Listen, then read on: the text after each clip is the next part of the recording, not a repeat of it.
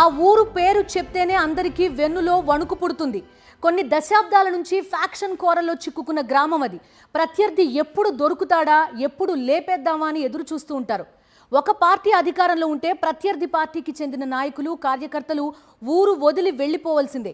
అలాంటి కరడుగట్టిన faction విలేజ్ని YS Jaganmohan Reddy ప్రభుత్వం సమూలంగా మార్చేసింది. అందరూ కలిసి బతికేలా బాటలు వేసింది. అన్నదమ్ముల్లా బతకండి అని భరోసా కల్పించింది.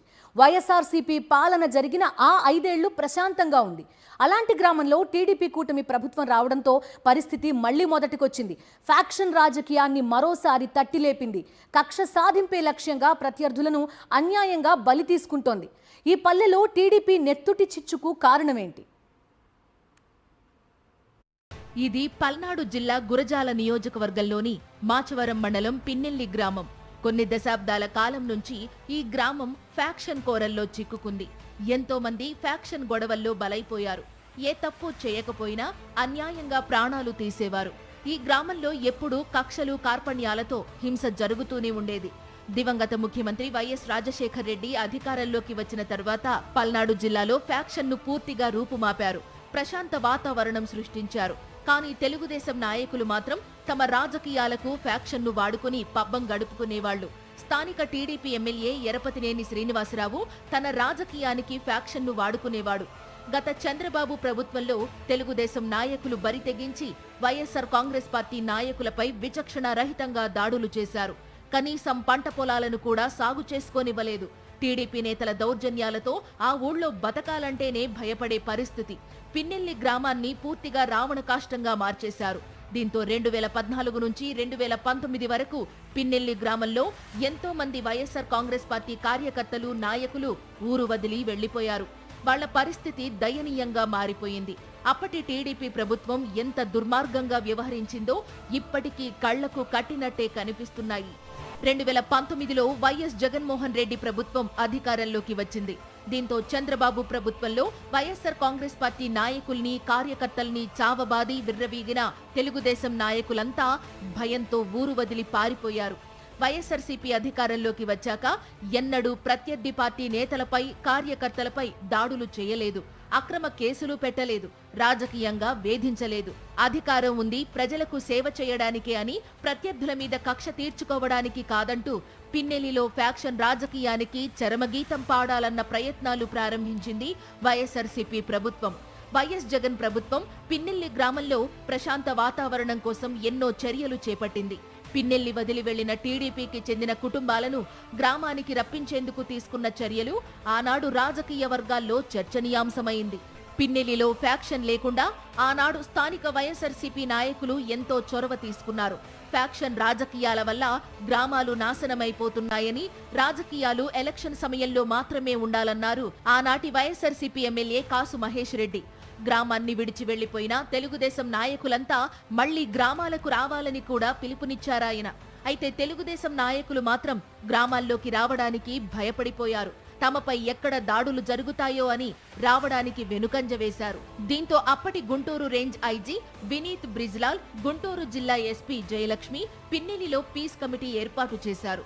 ఊరు వదిలి వెళ్లిపోయిన టీడీపీ నాయకుల్ని పిన్నెల్లి గ్రామంలోకి తీసుకువచ్చారు. కక్షలు, కార్పణ్యాలను పక్కన పెట్టి అంతా కలిసి ఉండాలని పోలీసులు కౌన్సిలింగ్ ఇచ్చారు.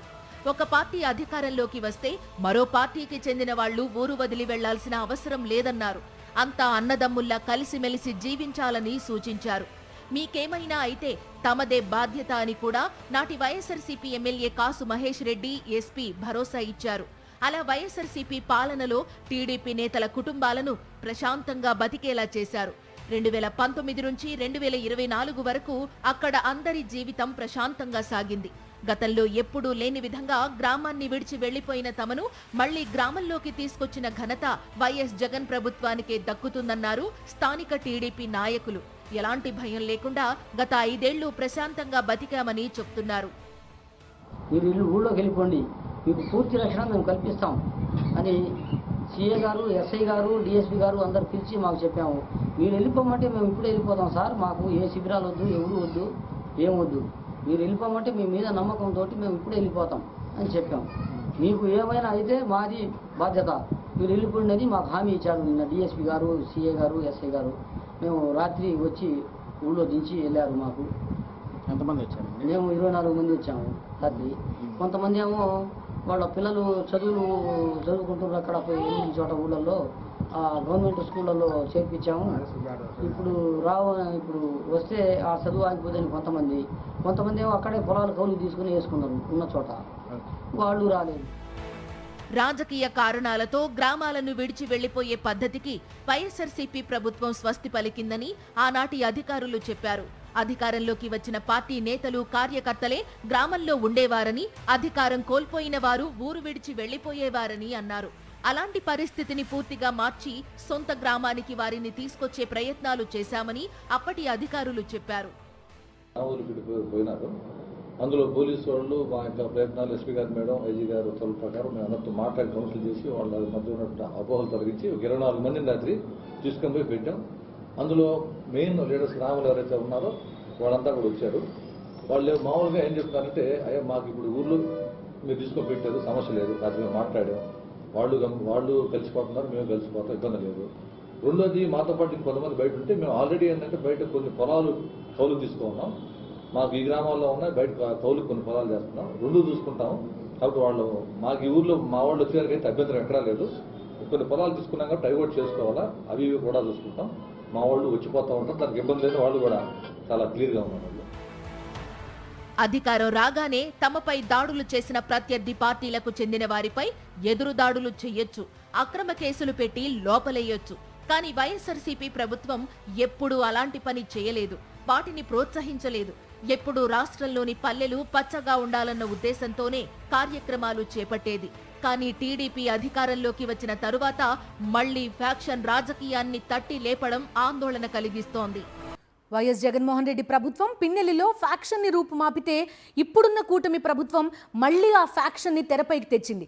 ఎమ్మెల్యే ఎరపతినేని శ్రీనివాసరావు అండతో తెలుగుదేశం నాయకులు బరి తెగించారు. మళ్లీ పిన్నెల్లి గ్రామంలో అశాంతి రేకెత్తించారు. వైఎస్ఆర్సీపీ నాయకులు, కార్యకర్తలు కనబడితే చాలు ప్రాణాలు తీసేందుకు కూడా వెనకాడడం లేదు. ఇటీవల వైఎస్ఆర్సీపీకి చెందిన ఓ అమాయక కార్యకర్తను అన్యాయంగా చంపేశాయి పచ్చమూకలు. దీంతో పిన్నెల్లి గ్రామస్తులు బిక్కుబిక్కుమంటూ బతుకుతున్నారు. ఆనాటి వైఎస్ఆర్సీపీ ప్రభుత్వంలో ఎంతో ప్రశాంతంగా గడిపామని గుర్తు చేసుకుంటున్నారు.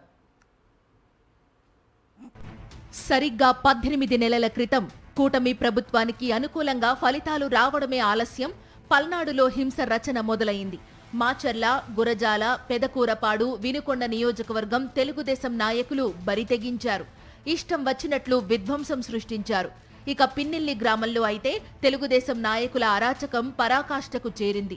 టీడీపీ గూండాలు పెద్ద పెద్ద కర్రలు తీసుకుని వైఎస్ఆర్సీపీకి చెందిన కార్యకర్తలు, నాయకుల ఇళ్లపై దాడులు చేశారు.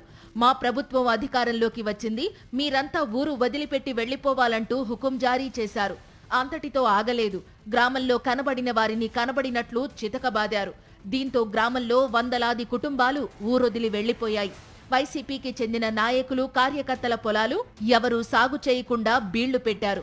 ఇళ్లకు తాళాలు వేసి కట్టుబట్టలతో నల్గొండ, హైదరాబాద్, గుంటూరు, ఖమ్మం ప్రాంతాలకు తరలి వెళ్లిపోయారు. అప్పుడప్పుడు చూద్దామని ఎవరైనా వైఎస్ఆర్సీపీ కార్యకర్తలు ఊర్లోకి వస్తే టీడీపీ నాయకులు చావబాది తీవ్రంగా గాయపరిచేవారు. ఊర్లో టీడీపీకి చెందిన వాళ్లు తప్ప యాక్టివ్ గా ఉండే వైఎస్ఆర్సీపీకి చెందిన వారెవరూ ఉండడానికి వీల్లేదన్నట్లుగా వ్యవహరించారు. ఎవరైనా ఊర్లో చనిపోతే చివరి చూపు చూసేందుకు వచ్చినా ఒప్పుకోరు. ఎమ్మెల్యే ఎరపతినేని శ్రీనివాసరావు ప్రధాన అనుచరులు అధికారాన్ని అడ్డం పెట్టుకుని గ్రామంలో అరాచకం చేస్తున్నా పోలీసులు మాత్రం కన్నెత్తి చూడరు. పైగా వైఎస్ఆర్సీపీ నాయకులు, కార్యకర్తలనే బెదిరిస్తున్నారు. అసలు గ్రామంలోకి ఎవరు రమ్మన్నారు, ఎవరి అనుమతితో గ్రామంలోకి వచ్చారంటూ పోలీసులు కూడా మాట్లాడడం చూస్తుంటే అరాచక శక్తులు ఎంత విర్రవీగుతున్నాయో చెప్పనక్కర్లేదు. పోలీసుల అండతో మరింత రెచ్చిపోతున్నారు. ఊరు వదిలిపెట్టి వెళ్లిన వారిలో ఎవరైనా చనిపోతే మృతదేహానికి దహన సంస్కారాల కోసం సొంతూరుకు తీసుకెళదామన్నా టీడీపీ గూండాలు అందుకు అనుమతించరు. ఈ ఊరి వెంకటరెడ్డి, గుంటూరు అల్లాభక్షు, భూతం పీటర్ పాల్ ఇలా 3 వైఎస్ఆర్సీపీ కార్యకర్తలు చనిపోతే కనీసం గ్రామంలో అంత్యక్రియలు చేసుకునేందుకు మృతదేహాలను అనుమతించలేదంటే టీడీపీ నాయకుల దౌర్జన్యం ఏ స్థాయిలో ఉందో అర్థం చేసుకోవచ్చు. తాజాగా టీడీపీ ఫ్యాక్షనిజానికి సాల్మన్ అనే వైఎస్ఆర్సీపీ కార్యకర్త బలయ్యాడు. కూటమి ప్రభుత్వం అధికారంలోకి రాగానే టీడీపీ నాయకుల బెదిరింపులకు భయపడి పక్కనే ఉన్న బ్రాహ్మణపల్లికి వెళ్లిపోయాడు సాల్మన్. అక్కడే పొలం పనులు చేసుకుంటున్నాడు. 2 నెలల క్రితం ఆయన భార్య, పిల్లలు పిన్నెల్లికి వచ్చారు. అయితే పిన్నెల్లిలో ఉన్న భార్యకు అనారోగ్యం చేసింది. దీంతో ఆమెను చూసేందుకు సాల్మన్ 2 రోజుల క్రితం గ్రామానికి వెళ్లాడు. రాత్రంతా ఊర్లో ఉన్నాడు. ఉదయాన్నే ఊరు నుంచి వెళ్లడానికి రెడీ అయ్యాడు. ఈలోపే టీడీపీ నాయకుడు పేతురుతో పాటు మరికొంతమంది ఊర్లోకి ఎందుకొచ్చావు, మా ప్రభుత్వం ఉన్నన్ని రోజులు వైసీపీ నాయకులు, కార్యకర్తలు ఊర్లోకి రాకూడదంటూ ఇనుపరాడ్లతో సాల్మన్ పై దాడి చేశారు. వద్దని వేడుకున్నా అమానుషంగా ప్రవర్తించారు. ఈ దాడిలో తీవ్రంగా గాయపడ్డ సాల్మన్ అపస్మారక స్థితిలోకి వెళ్లాడు. పరిస్థితి విషమించడంతో ప్రాణాలు కోల్పోయాడు. చనిపోయిన సాల్మన్ కు ఆయన స్వగ్రామం పిన్నెల్లిలో దహన సంస్కారాలు నిర్వహించాలని కుటుంబ సభ్యులు భావించారు. కానీ అందుకు పోలీసులు ఒప్పుకోలేదు. కుటుంబ సభ్యులు, వైఎస్ఆర్సీపీ నాయకులు సాల్మన్ మృతదేహాన్ని తీసుకుని బయలుదేరితే పిన్నెల్లి గ్రామ సమీపంలో పోలీసులు అడ్డుకుని రచ్చరచ్చ చేశారు. గ్రామంలోకి ఎవరినీ వెళ్లనీయకుండా బారికేడ్స్ పెట్టారు.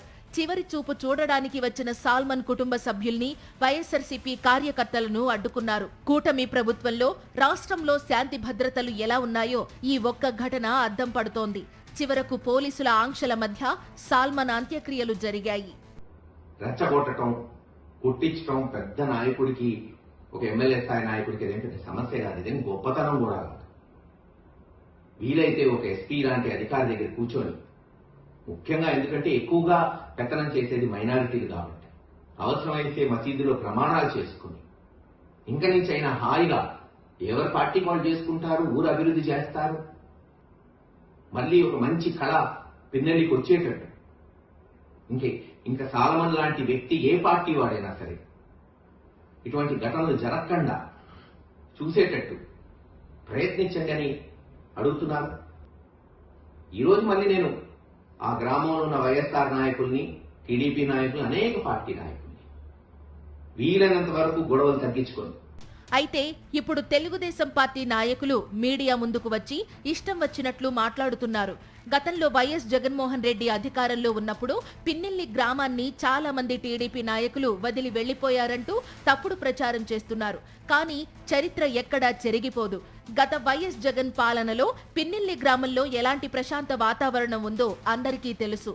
కేవలం రాజకీయాల కోసం ప్రజల ప్రాణాలను హరించే తెలుగుదేశం నాయకులు ఇప్పటికైనా గుర్తుపెట్టుకోవాలని వైఎస్ఆర్ కాంగ్రెస్ పార్టీ హెచ్చరిస్తోంది.